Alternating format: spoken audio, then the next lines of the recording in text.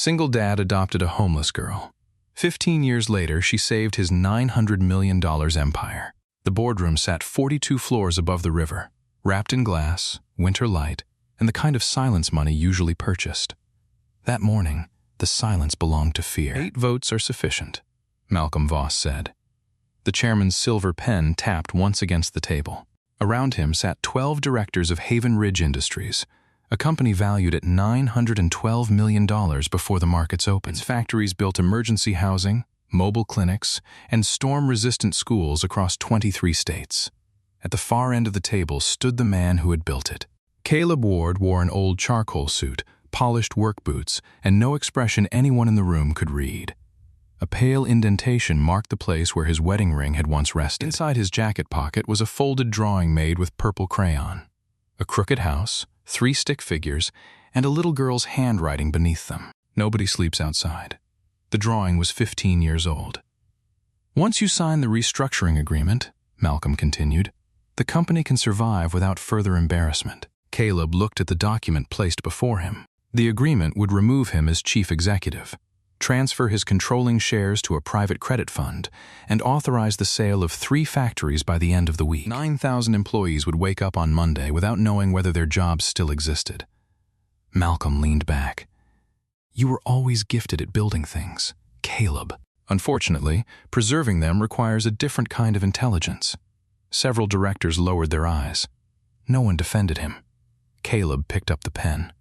Then the boardroom doors opened. A young woman entered wearing a dark coat damp with snow. She carried no designer bag and wore no jewelry except a thin silver chain around her neck. Behind her came 2 court officers, a federal banking examiner, and an elderly woman pushing a cart stacked with sealed evidence boxes. Malcolm's pen stopped tapping. You cannot interrupt a private board proceeding, he said. The young woman crossed the room without looking at him. She placed a court order beside Caleb's hand. Don't sign that. Her voice was steady, but Caleb saw the slight tremor in her fingers. He had seen it before. When she was 11 years old, hungry, cornered, and determined to make fear look like anger. Nora, he whispered. She met his eyes for the first time in 3 years. I found the missing debt, she said. Malcolm gave a short, controlled laugh. There is no missing debt. You're right. Nora removed a file from the first evidence box. Because the debt never existed, the ventilation hummed above them. One director slowly removed his glasses. Nora opened the file and slid 3 contracts across the table. The same executive authorized all 3 loans, she said. Each contract was notarized in a different city. Each was signed at exactly 9:14 on the same morning. Color began to leave Malcolm's face. Caleb looked down at the signatures. Nora reached beneath her collar and touched the small silver key hanging from her chain, the only possession she had carried on the night he found her. Before this vote continues, she said, the board should learn who has actually been financing the destruction of Haven Ridge. What Nora revealed next would save a $900 million company, expose a betrayal buried for nearly a decade, and force Caleb to confront the one failure no amount of money had ever repaired. But the story had not begun in a glass boardroom. It had begun with a hungry child, a grocery receipt, and a single father who had only $27.84 left in his account. Before we go further, subscribe and tell us where you're watching from. Some families begin with blood. Others begin the moment one person decides not to walk away. 15 years earlier, the rain had turned the grocery store parking lot into a sheet of black glass. Caleb stood beneath the entrance awning with an 8-year-old boy pressed against his side and a paper pharmacy bag tucked under his arm. His son, Jonah, coughed into the sleeve of a coat that had become too small around the wrists. Medicine tastes worse when it costs that much, Jonah said. Caleb looked at the receipt. The antibiotic had cost $23 after insurance. The radiator hose his truck needed would cost $19 more. His checking account now held $27.84, and payday was 4 days away. We'll tell your immune system to appreciate the investment, Caleb said. Jonah smiled faintly. Caleb had learned how to make poverty sound temporary. It was one of the quieter skills of single parenthood. They started toward the truck when a shout came from inside the store. A security guard emerged, gripping the arm of a thin girl in an oversized green sweatshirt. She could not have been older than 11. Wet hair clung to her cheeks, and one of her sneakers was held together with silver tape. Open your pockets, the guard ordered. I didn't take anything. A customer saw you." The girl twisted away, and 2 cans of soup fell from beneath her sweatshirt. One rolled across the pavement and stopped against Caleb's boot. People paused beneath umbrellas. A woman pulled her child closer. The store manager came outside, already holding a phone. "Police are on the way." The girl looked at the exits, the alley, the cars, the spaces between strangers. Her eyes measured distance rather than faces. Caleb recognized that look. He had worn it in hospital corridors after his wife died. The expression of someone searching for a door that did not exist. He picked up the soup. "How much?" he asked. The manager frowned. "Excuse me? For the food?" "That isn't the issue. It appears to be the immediate issue. She stole it, and now I'm purchasing it." The manager studied Caleb's worn boots and the rust along the wheel well of his truck. His gaze lingered just long enough to make the judgment polite. "We don't encourage this sort of behavior." Caleb took out his wallet. "I'm not asking you to encourage anything." The soup, a loaf of bread, 2 apples, and a packet of sliced cheese cost $7.43. Caleb paid in cash so he would not have to see the new balance in his account. The guard released the girl. She snatched the bag from Caleb's hand. "I didn't ask you to do that. No, I'm not paying you back. I didn't ask you to. I'm not going anywhere with you." "That would be a terrible idea. You don't know me." Her expression shifted. Adults usually tried to seize control of the moment. Caleb had given it back to her. Jonah coughed again. The girl looked at him, then at the pharmacy bag. "You needed that money," she said. Caleb glanced toward his truck. "I've needed money before." The girl stepped backward. The manager was still speaking to the police dispatcher. At the far end of the lot, blue lights appeared through the rain. The girl turned to run. Caleb did not grab her. He only said, "They'll chase you if you do." She froze. "Then tell them to leave me alone. I can't control them. Adults control everything." "No," Caleb said quietly. "Adults pretend they do." The girl looked at him again. This time, she stayed. The responding officer was a broad-shouldered woman named Denise Alvarez. She spoke softly, kept her hands visible, and recognized the girl almost immediately. "Nora Bell," she said. "Your caseworker has been looking for you for 6 days." Nora's jaw tightened. "I'm not going back to that house." "The emergency placement?" "They lock the pantry." Officer Alvarez's expression changed, though only slightly. Caleb noticed. So did Nora. A county caseworker arrived 30 minutes later in a government sedan with a cracked taillight. Her name was Marisol Green, and exhaustion seemed stitched into the seams of her coat. She listened to Nora, spoke privately with the officer, and made 3 phone calls from beneath the awning. There were no beds available at the youth shelter. The emergency foster home would not take Nora back until an allegation was investigated. A group home 40 miles away had space, but no driver could transport her until morning. "I can wait at the station," Nora said. "You're 11, Marisol replied. "I've waited in worse places." Jonah tugged Caleb's sleeve. "Dad!" Caleb already knew what his son was about to ask. That did not mean he was prepared to hear it. "She could use my room," Jonah whispered. Caleb crouched so they were eye level. "We don't know her. She doesn't know us either. That's part of the problem." Jonah looked toward Nora, who stood alone beneath the fluorescent light while 4 adults discussed where to put her. Mom would have let her stay. The words landed badly. Caleb stood too fast. "Don't use your mother to win an argument." Jonah's face closed. The rain tapped against the awning. Caleb immediately regretted his tone, but regret did not take words back once a child had heard them. He knelt again. "I'm sorry," he said. "You didn't deserve that." Jonah studied him, then nodded. Caleb had never wanted his son to believe that being a father meant being infallible. It meant returning after failure and repairing what could still be repaired. He walked over to Marisol. "I have a clean spare room," he said. Marisol looked at him carefully. "Are you a licensed foster parent?" "No. Then she can't simply go home with you." "I understand." "Do you?" Caleb glanced at Nora. "No," he admitted. "But I understand she shouldn't spend the night in a chair because the adults responsible for her ran out of options." Marisol exhaled through her nose. Caleb gave her his identification, employer information, landlord's number, and the name of Jonah's school. Officer Alvarez ran a background check. Marisol called an after-hours supervisor. Forms appeared. Questions followed. Had Caleb ever been arrested? No. Did he own firearms? No. Was there alcohol in the house? Half a bottle of cooking wine that had survived longer than his marriage. Had he ever cared for a traumatized child? Caleb looked at Jonah. Every child has been frightened by something. That isn't what I asked. Then no. Marisol watched him for a long moment. The arrangement they approved was not foster placement. It was an emergency overnight safety plan under county supervision, valid until 8 the next morning. Marisol would accompany them to inspect the apartment. Nora would sleep in the spare room. The door would remain unlocked.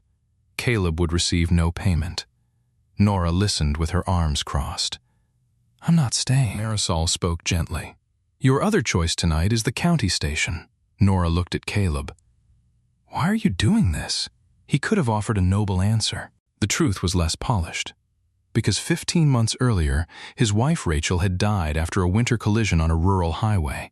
Because Caleb had arrived at the hospital 14 minutes too late. Because every night since then, he had wondered whether a different road, a different decision, or a different man might have brought her home. Because helplessness had become unbearable to him.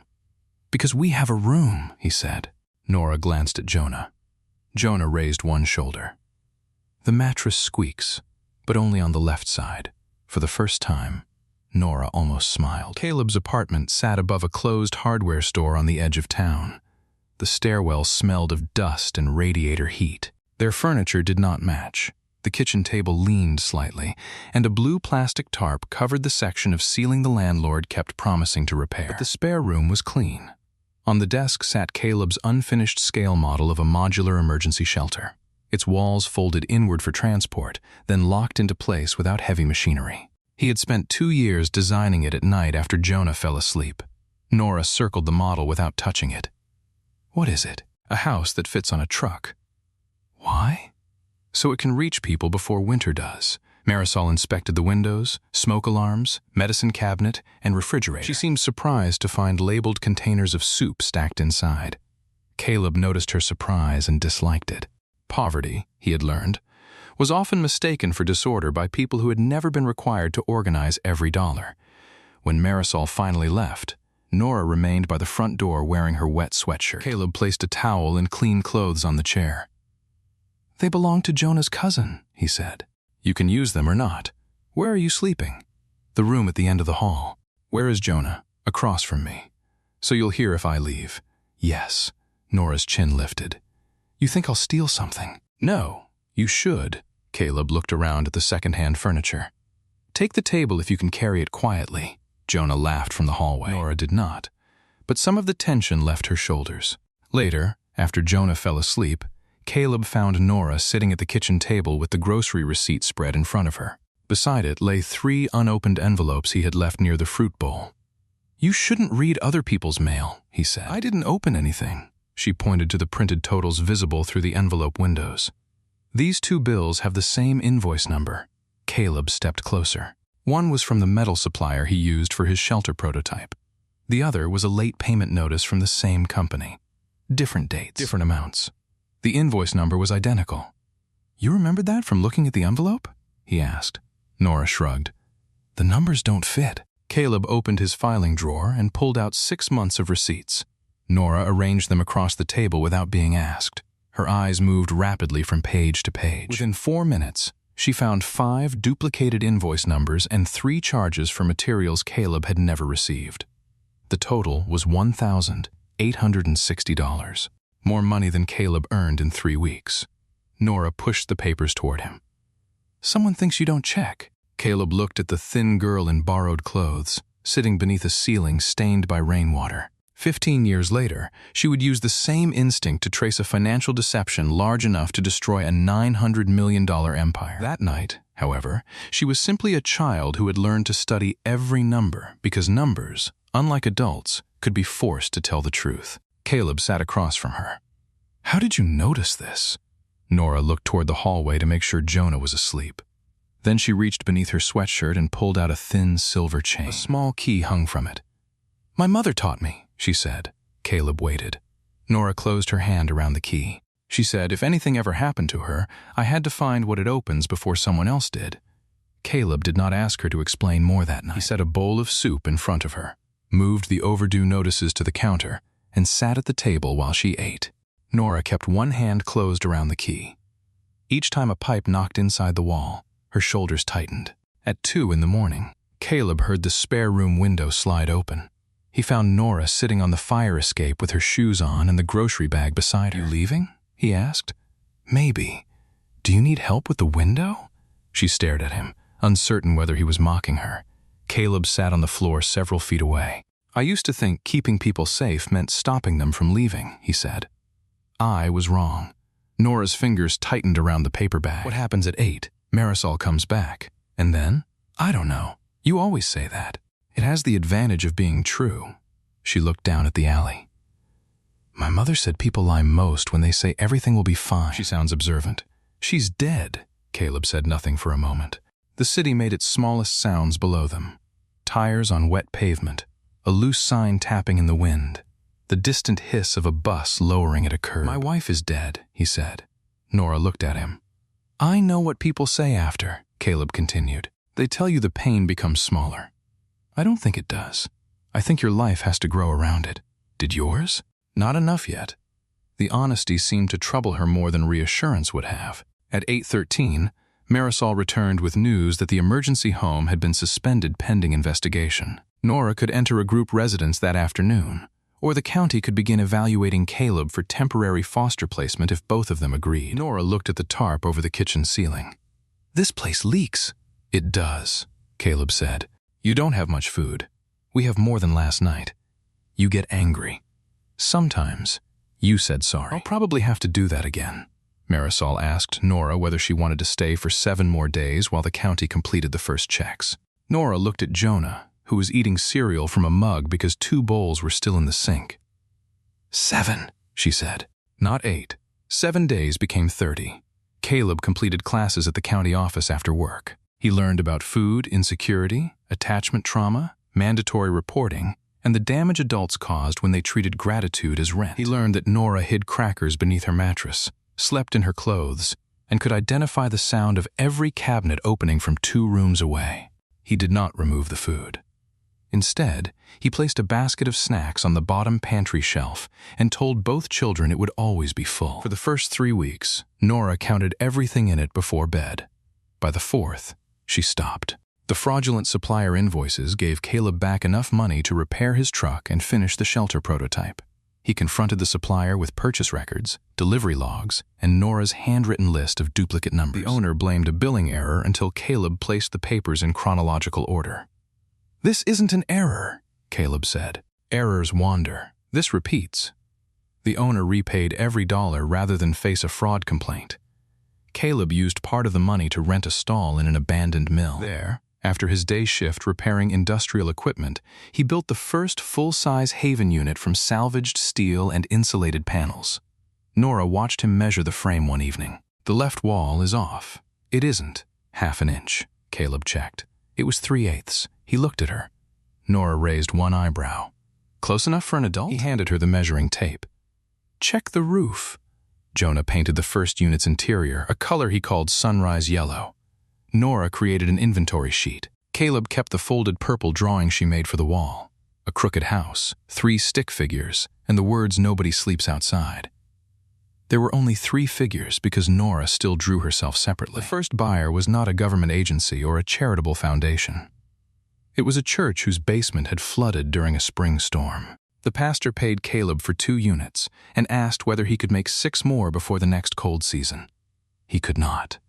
He said yes. For 9 weeks, Caleb slept 4 hours a night. Jonah and Nora did homework on overturned crates while he welded. When a seam failed during a rain test, Caleb kicked a metal bucket hard enough to dent it. Nora flinched. The sound stopped him. He put down the welding mask. That wasn't about you. I know. No. You know what adults say. That isn't the same thing. He sat on the concrete floor until his breathing slowed. I'm sorry. Nora looked at the dented bucket. Does saying sorry fix it? Not by itself. What does? Doing better when the same moment comes back. The next seam failed 2 days later. Caleb did not kick anything, Nora noticed. The county finalized her placement with him 6 months after the night at the grocery store. Adoption took another year. At the courthouse, the judge asked Nora whether she understood that Caleb would become her legal father. Nora glanced toward him. "Can I keep Belle?" Caleb answered before the judge could. "Yes," her shoulders lowered. The judge smiled. "Then Nora Bellward it is." Afterward, Caleb took the children to a diner. He could afford 1 slice of pie, so they divided it into 3 unequal pieces. Jonah insisted Nora receive the largest because it was her adoption day. Nora insisted Caleb receive it because he had paid. Caleb cut the largest piece in half. It became a family tradition. No one received the largest share alone. The silver key remained around Nora's neck. With Marisol's help, they traced it to a safe deposit box Nora's mother had rented at a community bank. The box contained birth records, tax documents, a photograph of Nora as a baby, and 6 notebooks filled with household expenses in her mother's precise handwriting. There was no treasure. Nora looked disappointed only for a second. Then she opened the first notebook. Every page balanced to the penny. "My mother cleaned offices at night," Nora said. She used to bring home discarded reports. She said every company tells 2 stories, the one in the lobby and the one in the numbers. Caleb placed the notebooks back in the box. "Then she left you something useful." The years that followed did not arrive as a montage of easy victories. They came as invoices, rejected bids, broken machines, school meetings, late fees, birthday cakes, and mornings when Caleb had to choose which crisis could wait. A tornado outbreak changed the scale of everything. Haven units survived winds that destroyed conventional temporary structures. A county emergency director ordered 60. Then a neighboring state ordered 200. Caleb hired welders from the closed rail plant, offered benefits before the company could comfortably afford them, and refused to move production out of town. That was when Malcolm Voss entered his life. Malcolm was not loud. He wore simple suits, remembered employees' names, and could explain a cash flow problem without humiliating the person who caused it. He had spent 20 years rescuing manufacturers from bankruptcy. When Haven Ridge nearly collapsed beneath the weight of its own orders, Malcolm arranged a credit line in 11 days. "You build as if need is the only clock," Malcolm told Caleb during their first meeting. "For families without roofs, it is. For lenders, the clock is repayment." Caleb disliked him. Caleb hired him anyway. It was one of the smartest decisions he ever made. For a time, Malcolm created purchasing controls, negotiated steel contracts, and stopped Caleb from accepting projects that would have bankrupted the company. He also understood the wound beneath Caleb's ambition. "You are trying to arrive at every hospital before the bad news," Malcolm said once. Caleb's face went still. Malcolm did not apologize. "That impulse built this company," he continued. "It can also destroy it." By the time Nora left for college, Haven Ridge employed 800 people. Jonah studied structural engineering. Nora chose forensic accounting. Caleb pretended not to be proud of how perfectly the profession fit her. "You could build something," he told her. "I am. Spreadsheets aren't a building. They tell you whether the building belongs to you." She spent summers in Haven Ridge's internal audit department.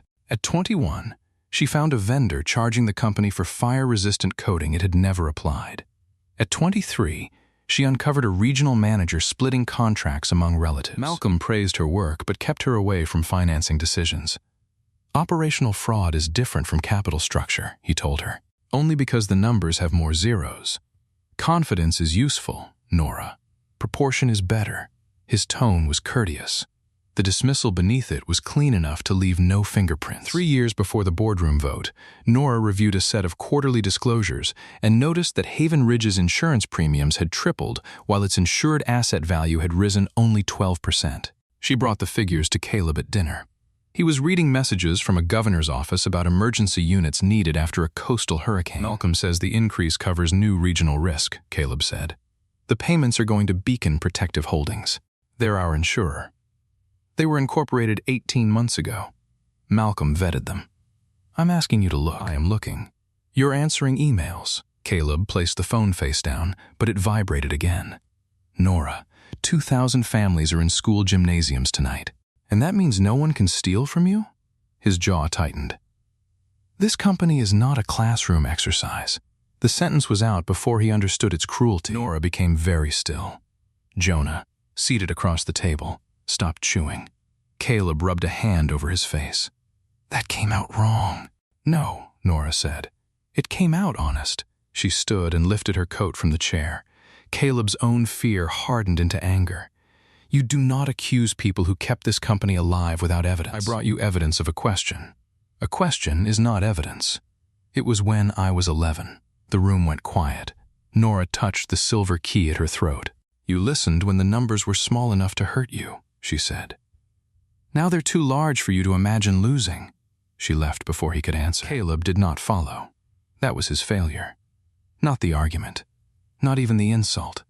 He let pride convince him that giving her space was the same as abandoning the conversation. Days became weeks. Nora accepted a position with a state banking examination unit.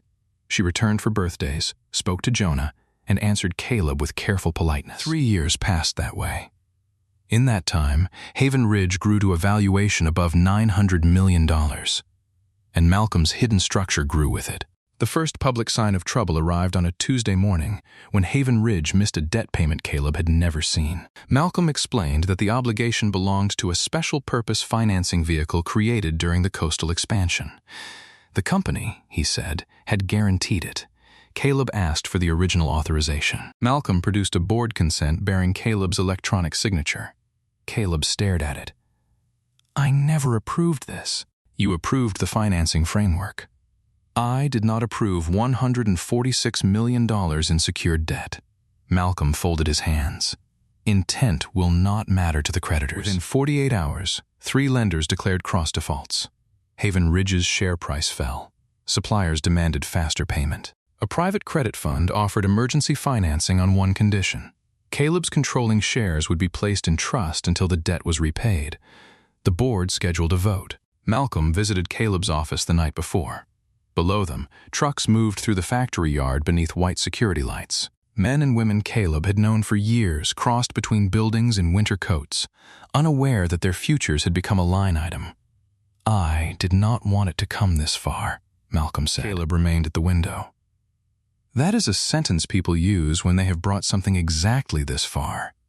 Malcolm's face tightened. You think purpose exempts you from arithmetic. It does not. We expanded too quickly. We guaranteed county contracts before appropriations cleared. We kept factories open because you could not bear to close them. I created room. You created debt. I created time. With whose authority? With the authority of the person who understood what would happen if I did nothing. Caleb turned.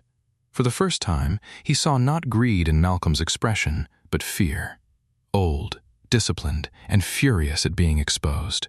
Malcolm had watched his father's machine shop collapse when a bank withdrew credit without warning. 40 employees had lost their jobs in a week. Malcolm had built his entire career around never being powerless before a lender again. But fear did not make the signatures lawful. You could have told me, Caleb said. You would have refused. Yes, and 9,000 people might have paid for your purity. Caleb looked back at the factory yard. Do they know you intend to sell 3 plants? Malcolm did not answer. That was answer enough. Across the state, Nora saw the default notice in a regulatory filing. She recognized Beacon Protective Holdings, the insurer she had questioned years earlier. This time, she did not call Caleb. She followed the numbers. Beacon had paid risk stabilization fees to 3 lending companies. Those lenders had then transferred nearly identical amounts to Haven Ridge under loan agreements. The money had not come from outside investors. It had originated inside Haven Ridge itself, passed through Beacon, and returned wearing the costume of debt. The company had borrowed its own money and pledged its factories as collateral. Nora requested bank records through the state examination involving a pension fund that held Haven Ridge notes.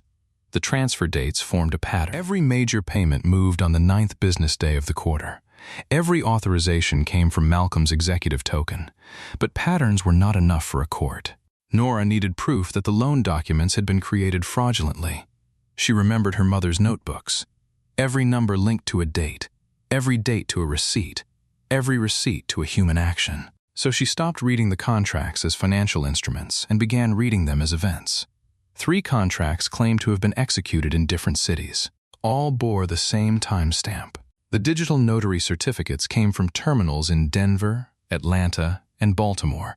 Yet the metadata showed each file had been assembled on the same workstation at Haven Ridge headquarters. She called the federal banking examiner assigned to the pension fund. Then she called Jonah. "Is Dad alone?" "He has been alone for 3 years," Jonah said. "He just refuses to call it that." Nora closed her eyes. "I need the security logs from the executive floor. You're asking me to help investigate our own company. I'm asking you to help save it." Jonah was silent.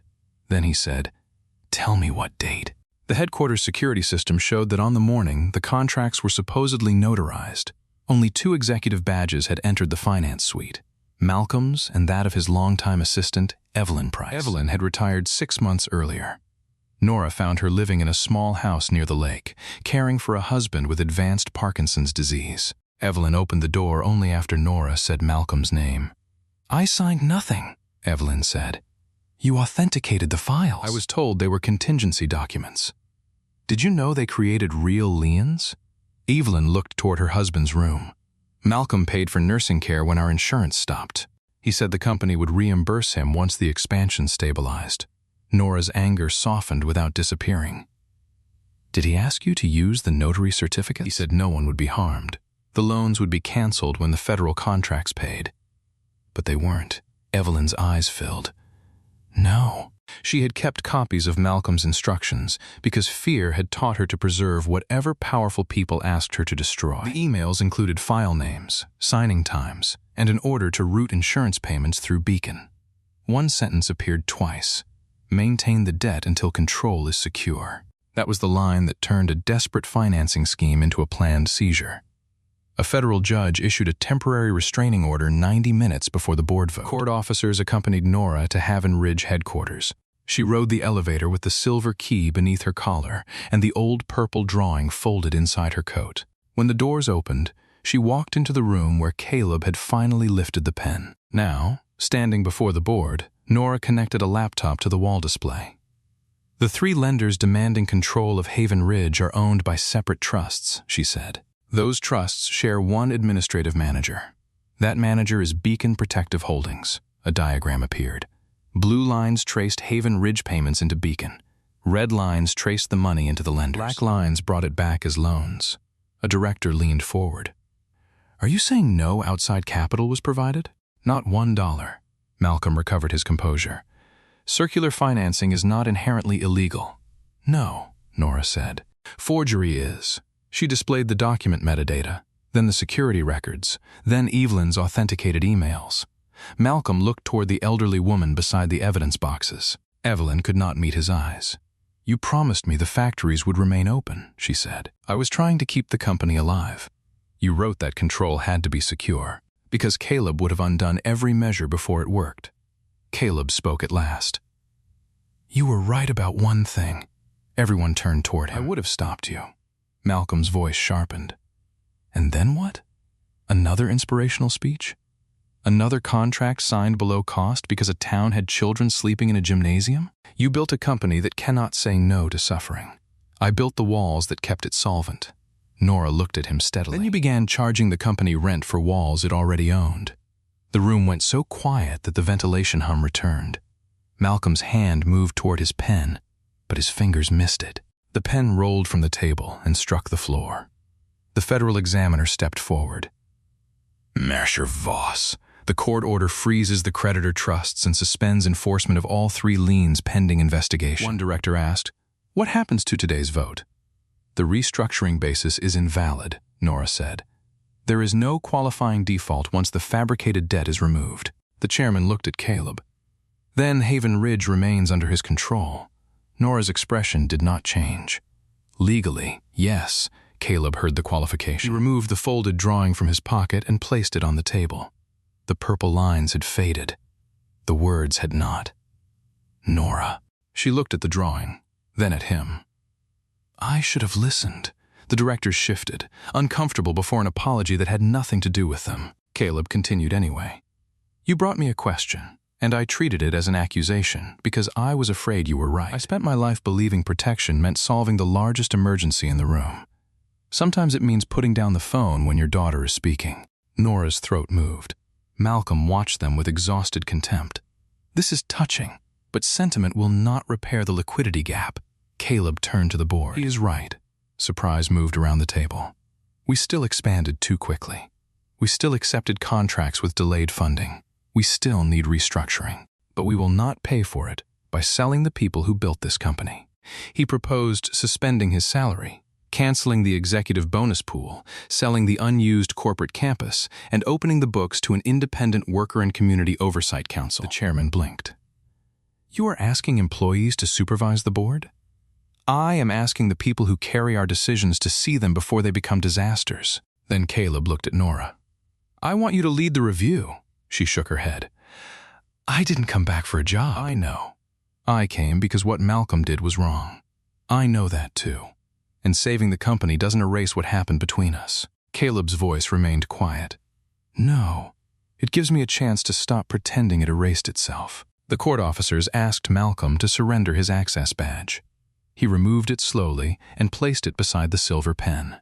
He was not led away in handcuffs. Not that morning. He left beneath investigation, stripped of authority, carrying the knowledge that the system he had built to prevent helplessness had made him the architect of his own ruin. Evelyn remained behind. Caleb told her the company would continue paying for her husband's care while the board reviewed the matter. A director objected. She participated. She will answer for that, Caleb said. Her husband did not. Nora looked at him then. Not as an investigator, and not yet as a daughter returning home, but as someone checking whether an old foundation could still hold weight. It held. 6 months later, Haven Ridge completed its lawful restructuring without closing a factory. The unused headquarters annex was sold. Executives surrendered bonuses. Employees elected 2 non-voting observers to the audit committee, and every financing vehicle was published in plain language inside the company portal. Malcolm pleaded guilty to conspiracy and document fraud. At sentencing, Caleb submitted no letter asking for vengeance. He submitted payroll records showing how many families had nearly been harmed. Evelyn testified, received probation, and kept her husband's medical coverage through an independent assistance fund. Nora did not become chief financial officer. She established a separate public benefit audit foundation that reviewed disaster contractors and municipal housing programs. Haven Ridge became its first client at full market rate. No family discounts, she told Caleb. He nodded. Your mother would approve. Nora touched the silver key. She would check the invoice.